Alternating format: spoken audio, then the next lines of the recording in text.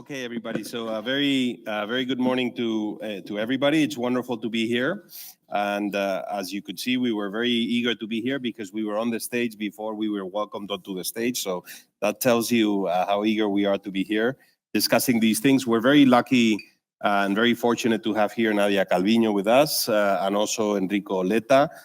They're two friends and colleagues, and they're probably two of the most relevant voices in the space of the future of Europe and also of international politics and economics. And given the topic of today, I think we're particularly lucky because, in fact, we just had a meeting with Nadia and her team, and she was telling us how the bank is one of the biggest funders in the sustainability space in the world. So there's a lot of knowledge and know-how in the institution that she now chairs.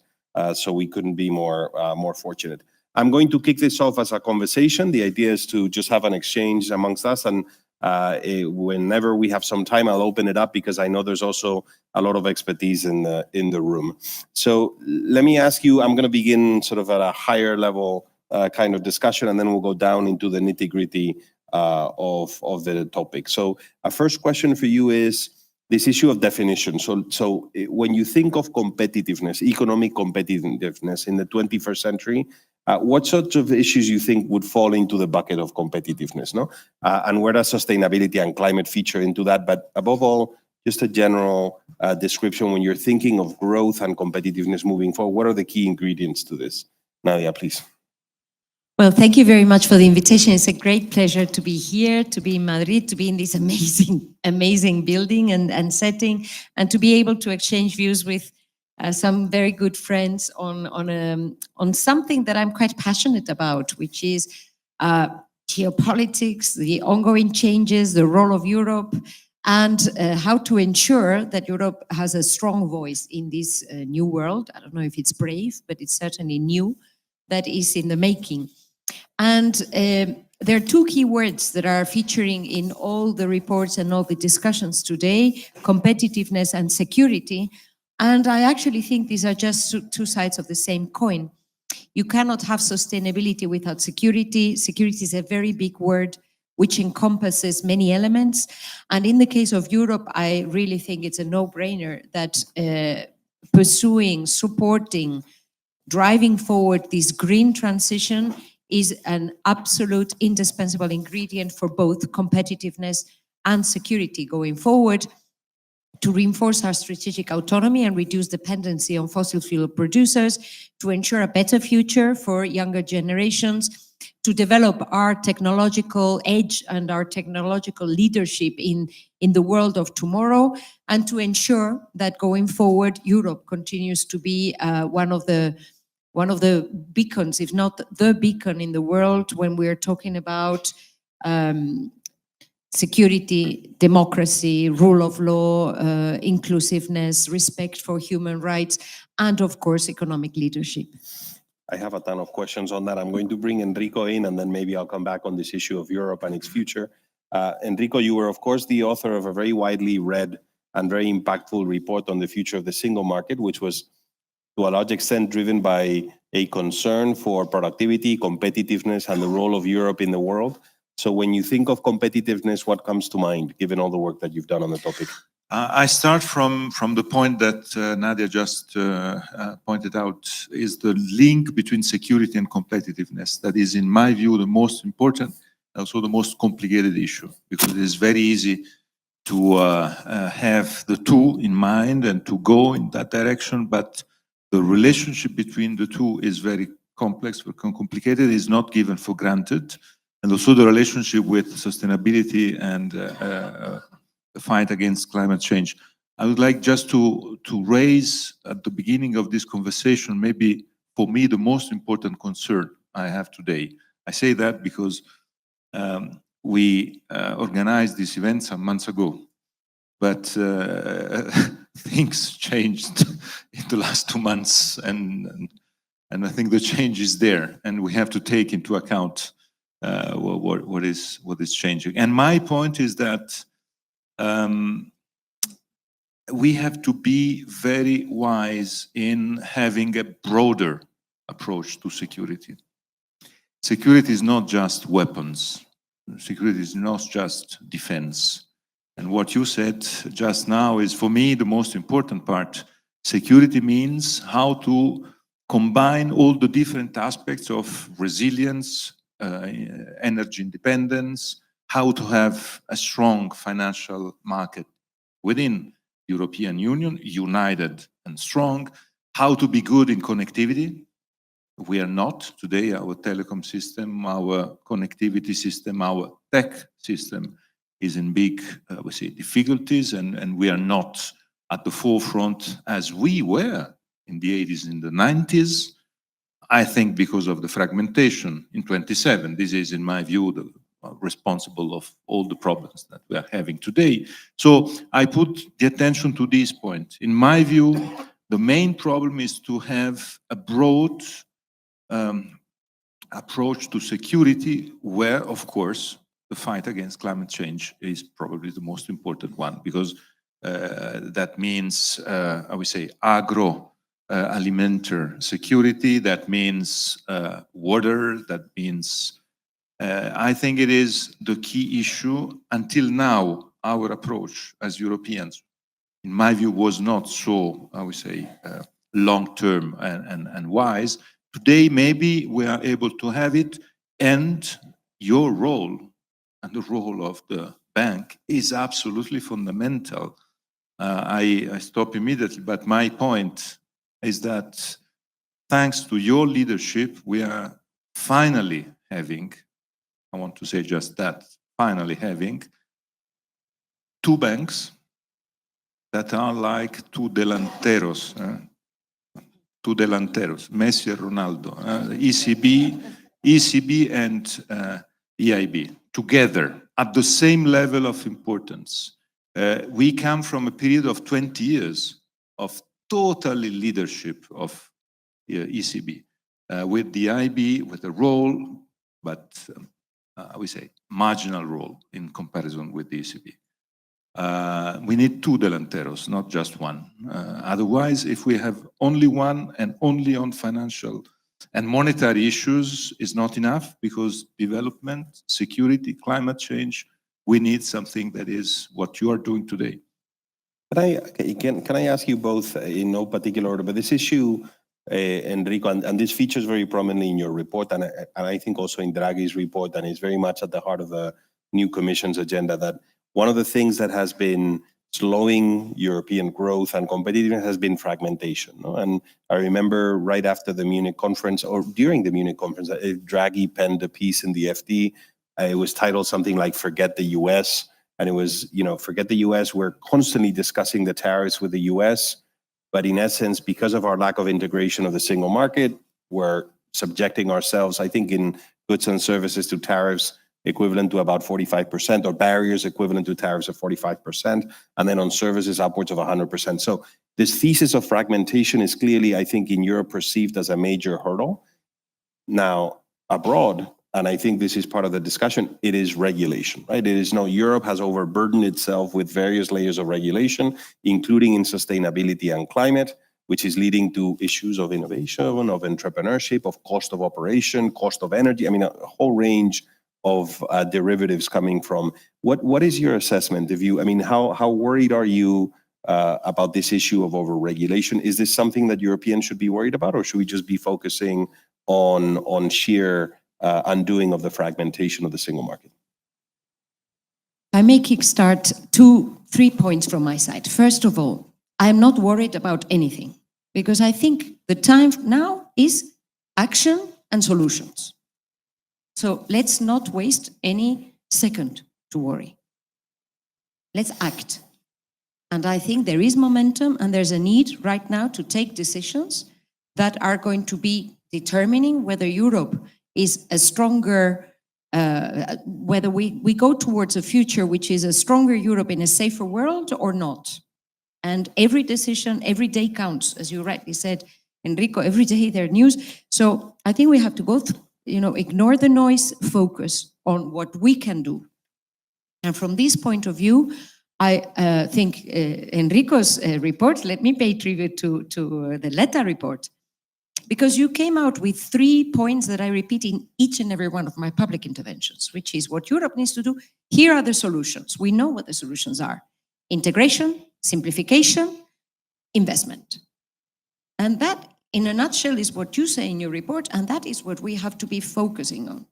And that covers everything. When we talk about regulation, I have also been on the record in saying we need to recalibrate our green reporting standards and the rules that are underpinning the Green New Deal.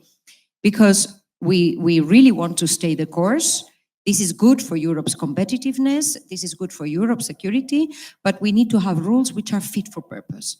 And I have not participated in the panel, I don't know if it's before or after, but Elena Viñes, who's one of the experts that has been so vocal on this, we're very much aligned in saying the rules, the requirements need to be fit for purpose. They need to create the right incentives to mobilize green investment. And that requires reform right now. So from the European Investment Bank, together with the national promotional banks, that's ICO in Spain, for example, KfW in Germany, La Caisse de Dépôt in France, La Cassa Depositi in Italy, we wrote to the European Commission and we have been very vocal in saying we need to simplify the rules and we need to make sure that they lead to the right incentives. So again, we know what we need to do, so let's just do it. Enrico, are we going to do it? I mean, it's... I think the main problem is the fact that the 27, they don't really understand the big change in the last 30 years and the fact that today all the 27, we are small countries in the world. This is the key issue. Because when the single market was created and when we decided to keep some of the topics that you mentioned for national dimension, telecom, energy, the financial markets, it was because the dimension of the member states, the big member states, was a dimension big enough to compete with the giants at that time. That is not the case today, because in 20 years we had China, in 20 years we had the BRICS, in the next 10 years we will have India, in the next 10 we will have Indonesia, we'll have Nigeria. So this is the key issue. And the main problem is that we need European institutions, because European institutions are the only one able to, how we say, to have a big picture. Because I have to say the member states, because of election 6 months and political instability, at the end of the day, it is easier to say what is the most important is the national flag. And the national flag means that we have to decide at national level, the enemy is the neighboring country.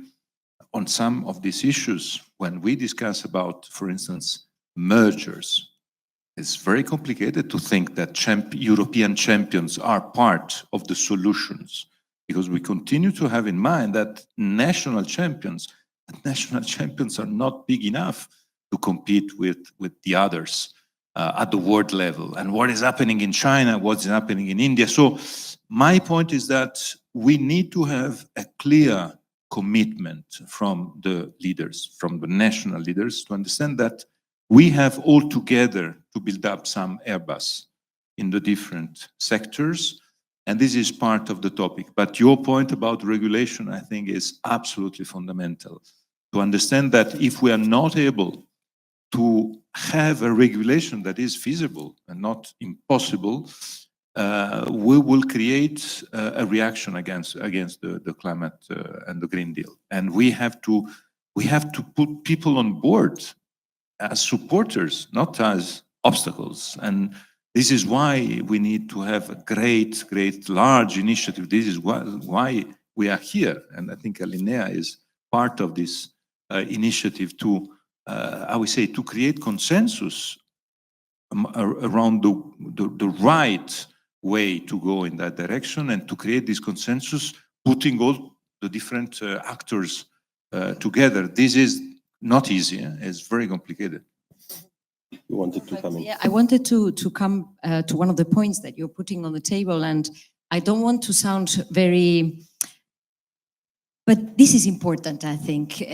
When the founding fathers of the European Union created the first common policies, what did they put in common? They put steel and coal, they put nuclear energy and agriculture.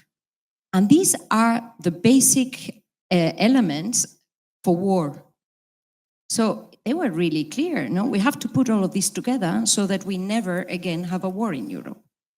Right now, as we are discussing these initiatives to step up Europe's security and defense capabilities, I think it's absolutely indispensable that we have a European approach, because this is what's going to ensure that Europe becomes really strong and resilient in this area, but also that we have an approach that ensures for the next 100, 200 years that the European Union continues to be a project of peace. And I think this is an extremely important debate which is taking place these days in Europe. And my approach here, Enrico, is very much aligned to what you're saying. My pitch to the leaders is every euro financed by the European Investment Bank is a euro that contributes to Europe's security and defense. Because we are building resilience. When we're investing in energy interconnectors, we're building resilience. When we're investing in the transition of Europe's automobile sector, we are building resilience. Where we're investing in health tech, in disruptive technologies in Europe, in infrastructures, in social infrastructures, we are reinforcing the European way of life. We are reinforcing Europe's voice in the world. When we're investing in international partnerships, we devote 10% of our business per year. The European Investment Bank, you probably know, we finance every year around 90 billion euros, of which 10% outside the Union. This contributes to building strong partnerships around the world, which are indispensable to have a strong voice of Europe in the world. So I think every euro we invest is a euro that contributes to Europe's security and defense. And right now, we need to also step up our capabilities in the area of the security and defense industry. And here, the European Investment Bank has a key role to play as a European institution, building our resilience at European level. Actually, this is a perfect segue into what I wanted to address, but just to close the discussion on competitiveness, and I think this came very clearly out of Enrico's report. For the first time, I think the consensus on what has to be done at the European level is much, much broader, because we've been discussing about the integration in these sectors that Enrico and others have identified for a long time. I remember asking Enrico once, but Enrico, we have known this for a long time. And he said, no, you remember, he said the we is different. Now the we is much broader. And now this is a priority for the Commission. So the good news is that there is a consensus that many of these measures do not require treaty change. Some of the most consequential ones that would improve competitiveness in Europe and the depth of the single market. So it's now about political capital and execution of these measures. And Europe has a long space. It's a 4-lane highway for us to perfect our single market in strategic sectors, in energy, in telecommunications, in finance, and in defense. So here I want to segue into the geopolitical landscape, because as Enrico was saying, in the past couple of months, things have changed quite markedly, to a large extent because of the change in administration in the US. As you guys remember, last year was a macro electoral year of the big electoral processes in India, in Europe, in the US. The biggest change, of course, has been in the US, because in the other places, there have been policy shifts, but not immense. The US, it's a 180 change in many, many dossiers.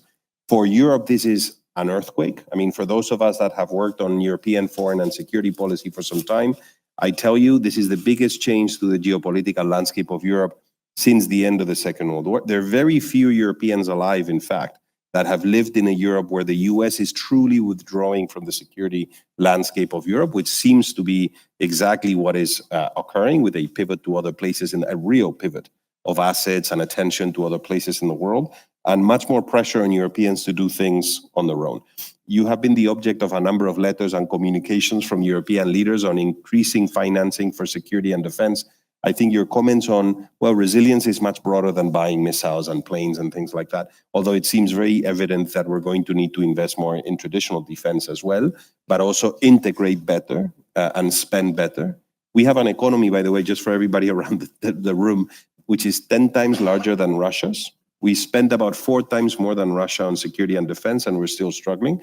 So there's clearly some efficiency and integration measures. But my question is broader. When you look at this security landscape, how much of a challenge and opportunity do you see in this landscape? And where do you see the role of the bank and of financing in attaining European strategic autonomy across the board, including climate?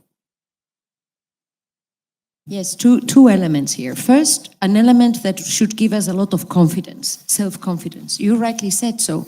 So we have a very powerful economy. We have fantastic research centers. We have a vibrant startup community. We have talent, second to none. So, of course, we will be able to develop the necessary capacities in Europe if we work together.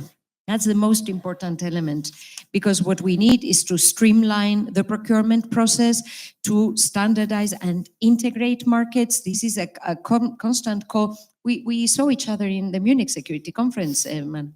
You remember, the industry, what they were asking for was, we need a European standard. We don't need 20 or 14 types of instruments, So if we manage now to have a European approach, then of course we will be able to have the necessary security and defense capabilities. But my second point is that each one must play its role. So the European Investment Bank is not a defense ministry. We have a key role to play in financing our capabilities, and since a couple of weeks ago, we have enlarged the eligibilities for financing in this area so that we can finance land border protection, demining and decontamination, military facilities, cybersecurity, space investments, drones, of course, all sorts of equipment and ships and also cars, or this kind of products which are key for also our security and defense capabilities. So the scale of the needs is such that the European Investment Bank can and is playing a very important role in bringing forward these European projects. I mean, we're in Spain today, and of course our equipment, our teams here, on the ground, they are in constant contact with the industrial leaders and with the relevant ministries to see how we can contribute and we can help finance those projects. But there is a need to act on the side of demand, that is the demand for this equipment, and on the side of financing the relevant projects. And I am happy to say that the leaders have repeatedly supported the approach of the European Investment Bank, which is one of stepping up our support, our financing in this area, while safeguarding our financing capacity. Because the European Investment Bank, which is a success story of Europe, which was created when the European Union was set, is a AAA bank. I am not a person that likes to boast, but we're AAA because there's no 4A. Otherwise, we would have we are really a AAA plus institution, and we really need to preserve that AAA status, because that's what allows us Europeans to finance our key infrastructures, transport infrastructures, energy infrastructures, social infrastructures, and that also makes us strong and contributes to our security going forward. Enrico, just a follow-up on this, because of course you know the European debate. As part of your work, you have been actually non-stop visiting European capitals and beyond the capital, so you've moved around Europe. You've been yourself a head of government, so you've been in European councils and all the rest. It's very clear that this is the moment of Europe, right? I think the consensus is the challenges are immense. They're immense beyond the borders of Europe because of these changes to our geopolitics, but they're also immense internally because of the competition coming from the US, from China, and from other places. And the solution lies almost entirely within Europe, within our grasp, right? This is about reform, it's about integration, it's about bringing Europeans together. So how do you see this? But then the counter argument is, but we're very fractured, also politically, within our countries. There are countries that oppose integration in various areas. So how likely do you think it is that we're going to implement this? How optimistic are you about the next 5-10 years? Are we going to live in a much more integrated, competitive, prosperous Europe in 5-10 years' time, and autonomous than now, or less so? And if you could give us some details, because this is part of the broader debate, and I think people have a difficulty assessing the likelihood of this, the politics working out. On optimism and pessimism, I'm like Nadia, following the famous Delors quote. Are you optimistic? Are you pessimistic? I am activistic. I think we have to act. Then we will see what we do. I take this opportunity to share with you, Nadia, and all of you, the two of the outcome of the experience I'm having in this second tour I'm having in all the 27 to present the report, to discuss the report in the different countries where I have incredible experiences. Just to tell you what, last Monday I was in Copenhagen, the day in which there was the visit to the wife of the Vice President Vance. There I was in the Danish Parliament, Denmark, and we know the history of Denmark within the European Union. But hold on, Enrico, before you talk about that, but you went to the Greenland House as well. Yes, I So visited provocateur. the Greenland House, of course. And there, one of the leaders of the parliament took the floor after my intervention. And he said, sorry, I will speak in French. And I was, and he said, Monsieur le Général de Gaulle, pardonnez-nous, vous aviez raison. That was so about the autonomy, the need to be, and so just to say, many experiences that are, but the two that are the most interesting for me are the following one. The first one, the big surprise when presenting all these topics to large audiences, not only experts, you have the feeling that people think that because we have the same currency, it's natural that the financial European world is one, the European economy is one, because we have the same currency. So thinking that it's a natural consequence, when you start explaining that we have 27 national authorities for financial markets, 27 national authorities for telecom markets, and there is no European financial market, you have the feeling that there's a total surprise on that.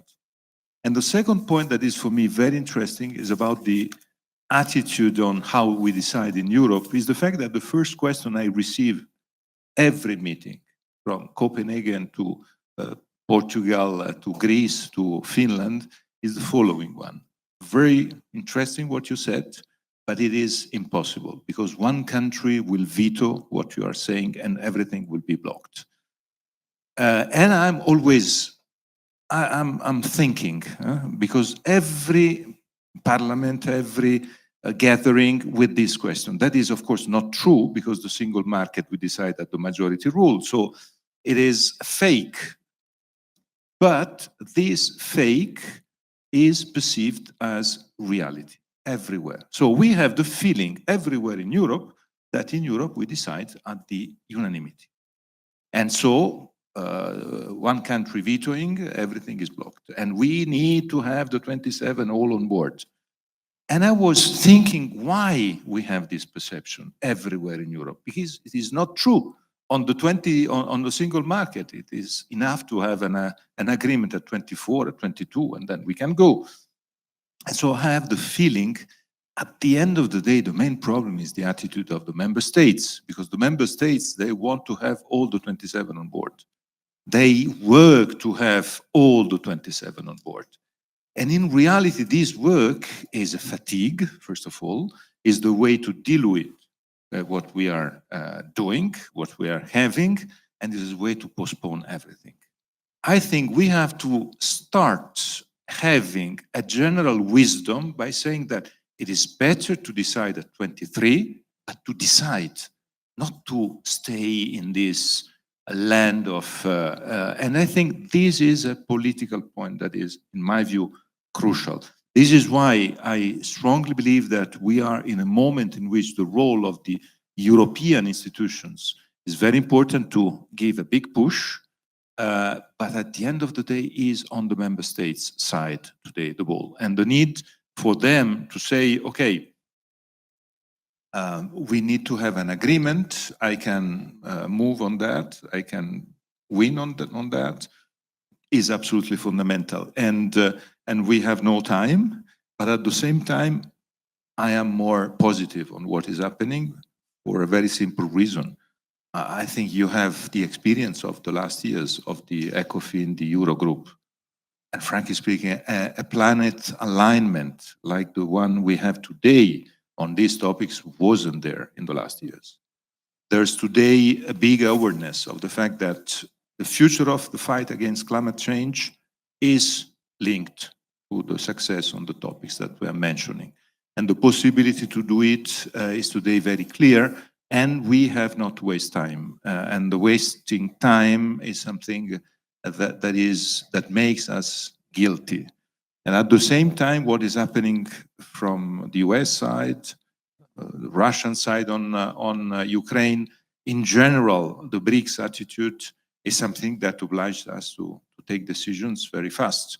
I think that this is a fantastic opportunity, but also a fantastic risk. Because if we are not able to be effective now with this planet alignment, I don't know when it will be possible to have another situation like that. But you know, we have the experience very recently. I think in the last years, there's been an increased awareness, as you were talking about Denmark, that we are on the same boat and that together we're stronger.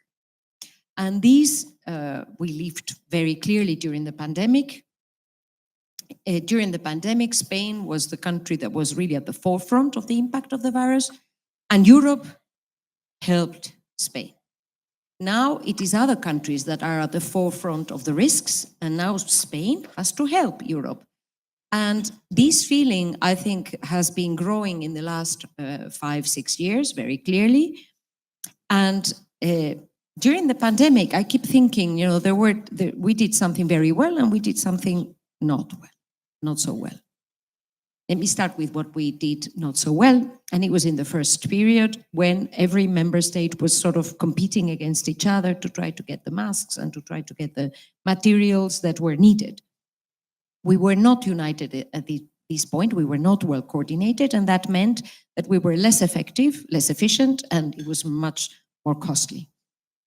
But then we learned the lesson. So when it came to Next Generation EU, the European funds to support those countries that had been most affected, we acted on the basis of determination, unity, and solidarity. And that was a big success.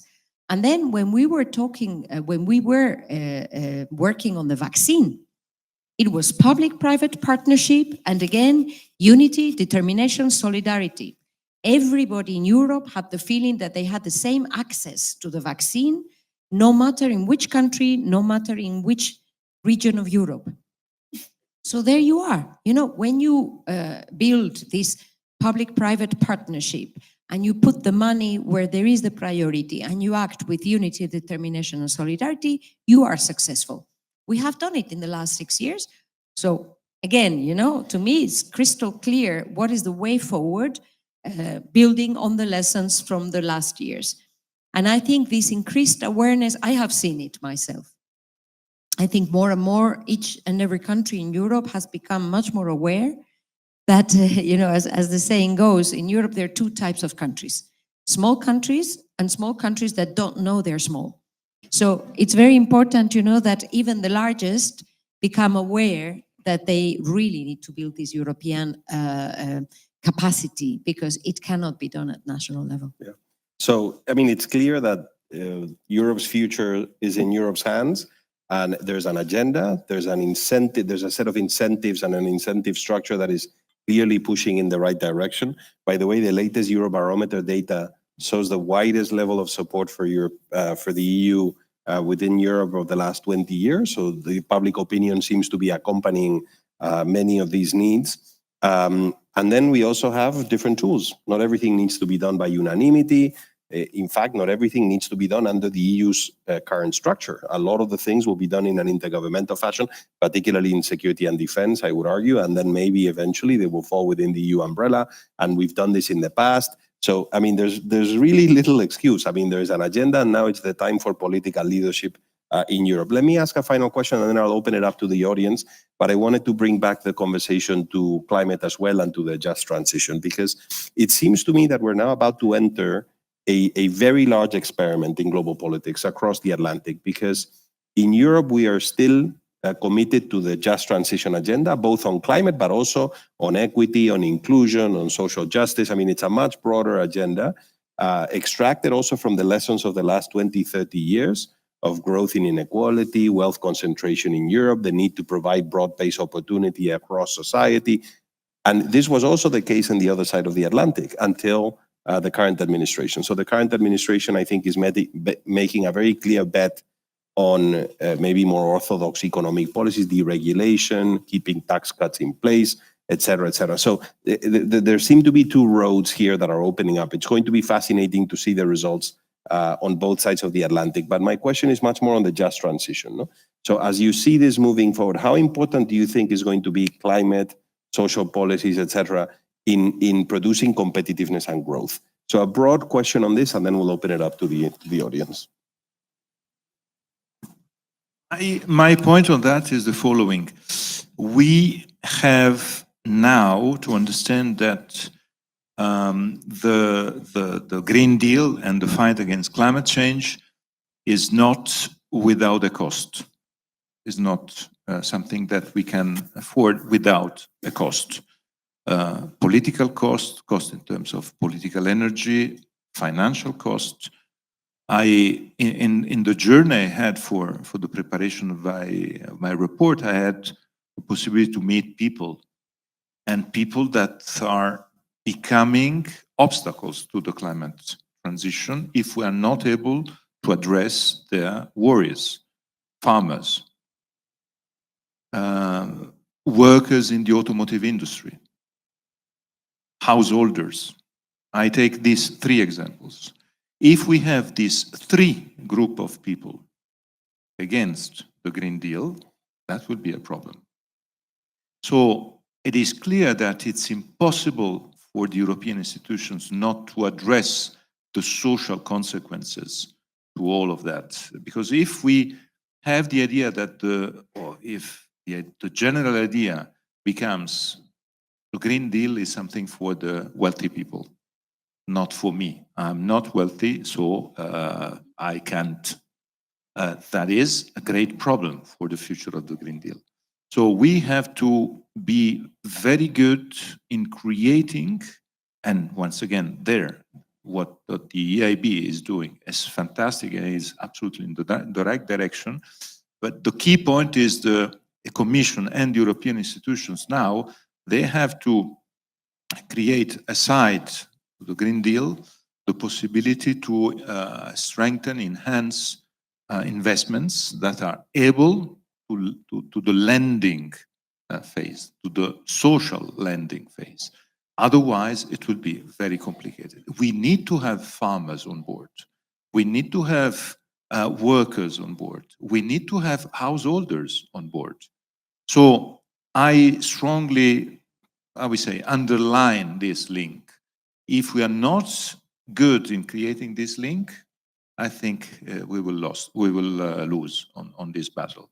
And if we are in favor of the Green Deal, as we are, we have to underline this point. Because if we think that this point, okay, we will address it later, that means we are destroying the Green Deal possibility. So I strongly think that this is the key issue for the next 5 years.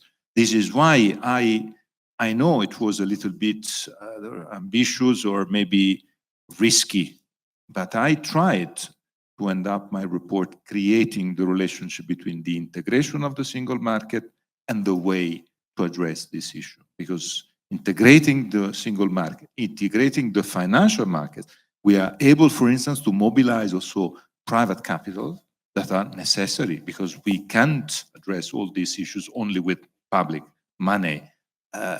What is happening in the US is the demonstration of that. They are winning, leading on some issues like artificial intelligence, space, not because of public money. They are winning on that because they are able to mobilize private money.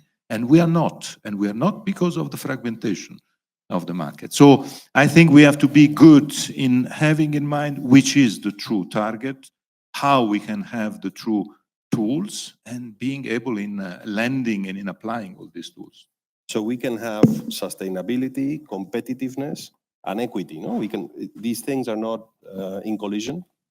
I think I'd say three words to complement what you were saying, Enrico.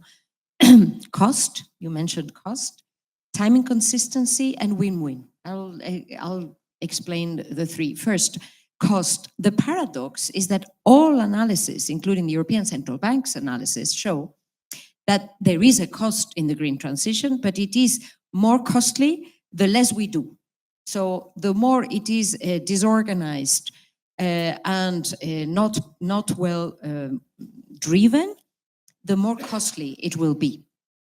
So it is rational to invest in the green transition. Every euro that we invest in resilience saves 5 to 7 euros in repair and recovery.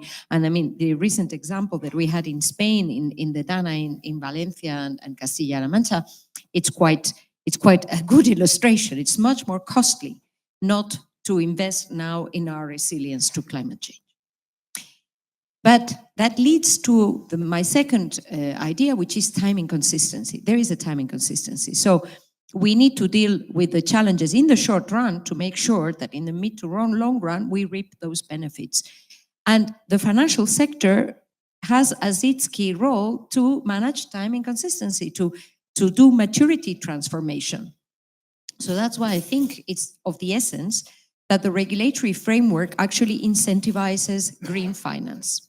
And the European Investment Bank has a very important role to play because we mobilize, we leverage with the guarantees from the European budget and with our own finance, our own capital, we leverage and we multiply those investments, we mobilize, we crowd in private investment. Last year, as I was saying, 60% of our investments and our finance went to the green transition. We mobilized more, I mean, the amounts are really impressive. When we're talking, for example, just of grids, energy grids, the European Investment Bank is financing 40% of the investments that take place in Europe. But it means the rest comes from public sector and private investment. So this ability to leverage and to mobilize green finance is of the essence. We absolutely need to support that role. And my third idea is win-win. We need to make sure that the result and the process is win-win for those that are key players inside the Union, but also around the world. And I wanted to close with this because of what you were saying, Manuel. If other parts of the world, if other constituencies or leaders in the world want to portray this as a zero-sum game, I think they're not right. I think that the European Union, Europe, precisely can have a very strong position in building partnerships because we build win-win partnerships. Because when we are negotiating with Mercosur or with Mexico or with India or wherever in the world, what we say is we want to have an outcome that is good for you and good for me. This is what win-win means. And we are bringing around the world European values when we're talking about democracy, which is freedom with respect. That's what democracy is. And that means inclusiveness, that means trying to find solutions that are also working for our partners. And so I think that the current geopolitical context, again, opens an opportunity for Europe to build and reinforce those partnerships that are very important together with building our internal market if we want to really make this green transition a European success. Wonderful. Thank you. Let me collect, if anybody has a question or a comment back there. There's somebody right in the back row. If you could say who you are very briefly and just pose a question, and then I have a couple more. So I'll just collect these three, maybe four, and then we'll come back and we'll close. Boy. Let me see if I can do another round. Thank you so much to the panel today. My name is Alberto. I'm a student here. Do you mind bringing the mic a little bit closer? No, you turn it off. There you go. It's a strange system. There you go. Okay, now it works.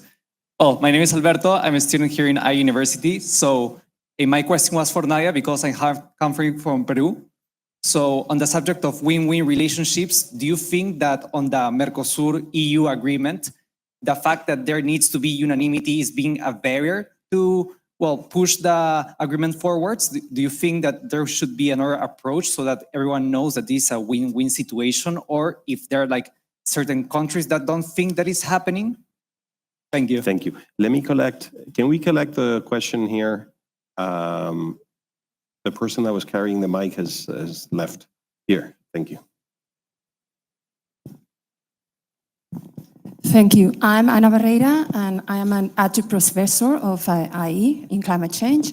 So I have just two questions. First, it is clear of the cost, and the Stern report in 2006 leave it already very clear that the cost of the damages caused by climate change are higher than the cost of doing nothing.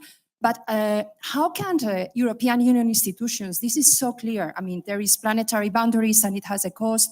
So how can European institutions try to solve all these backlash? And when there was this common agricultural policy measures, the European Union just withdrew rapidly the measures, but it is very clear about the cost. So how is going to act now the European institutions on that? And also I'm worried about the tension between sovereignty of states and the principle of a permanent sovereignty over natural resources with the interdependence of the ecosystems and the interdependence of the planet. So how politics can deal with these two aspects or these tensions? Thank you. Thank you. Let me collect the last one here.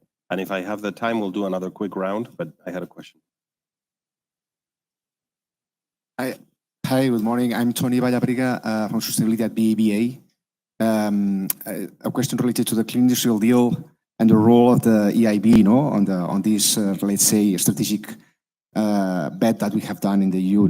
You said, Ms. Calviño, that it's important to have the risky mechanisms to attract private capital at the scale, not only at the startup phase, but also the scale-up phase that we lack in the EU, as Drag's report said. So how would you define success at the EIB? So what is going to be different at the EIB to mobilize private capital at a scale for the Clean Industrial Deal? Thanks. Wonderful. Thank you. Go over. Kickstart, and then I'm sure Enrico will. I mean, the two first questions are fantastic in that they show the trade-offs. There are clear trade-offs, and I think the agreement, the international agreements, trade agreements are very clear about these trade-offs in the following sense. Europe is a trade powerhouse. For the past 80 years, we have reaped the benefits, the dividends of peace and a world order which was based on multilateral institutions and rules-based trade. Just before this event, we were discussing how important the preservation of this multilateral framework it is for a continent for peace and following the rules, as is the European Union and the rule of law. So it is absolutely clear that from the collective perspective, it is good for Europe to sign these free trade agreements and to continue to build a stronger network of agreements around the world. But in the short run, we need to make sure that we make it visible for those that are most directly affected that this is bringing a benefit also to them. Actually, when we put the numbers on the table, the benefits are larger than the costs. And there is a lot that has to do with the way things are communicated. There is a need, and I'm going to be here a bit more political. Let me be more political. It's indispensable that citizens understand that we're dealing with complex issues. This is complicated. And it is not, the solution cannot be trying to take the first easy solution or that is put in front of us, because these are complex issues that show trade-offs. I'm saying this because there are so many people that are finding very easy solutions. Oh, let's kill the Green Deal. Oh, let's stop the transition. Or let's not have the Mercosur agreement. But that is not the right way forward. We need to understand that there are difficult trade-offs and that they have to be spelled out so that citizens understand that there is a larger win for all of us and that they will be, I'm coming back to Enrico's point, that they will be supported and accompanied in the process. That requires trust in our institutions and trust in our governments, which is a common building, we all need to contribute to this trust around us. And the second question was more, more close to the job of the European Investment Bank. Later this year, we're going to be publishing phase 2 of our climate bank roadmap. Now, I'm going to do a spoiler here. So let me tell you, we are the climate bank. We're proud to be the climate bank. We want to continue to be the climate bank. This means that we are going to stay the course, and we are going to adjust our tools so that we make sure that we are as effective as possible in crowding in the private sector. And capital markets in Europe and the Savings and Investment Union, I'm going to lead it, I'm going to just give you the cue to come in. In Europe, we have an enormous financial capacity. So what we need is to make sure that we unleash the potential of private investors, also long-term investors, pension funds, insurance companies, and private citizens, that they do invest in the future of Europe. And there are a number of areas. I'm going to leave it to Enrico, because I know he is working a lot on that. Let me just tell you, after 30 years in my professional career working to try to integrate markets top-down, talking about legislation, talking about supervision and regulation, etc. Now, from the European Investment Bank, I am building it bottom-up.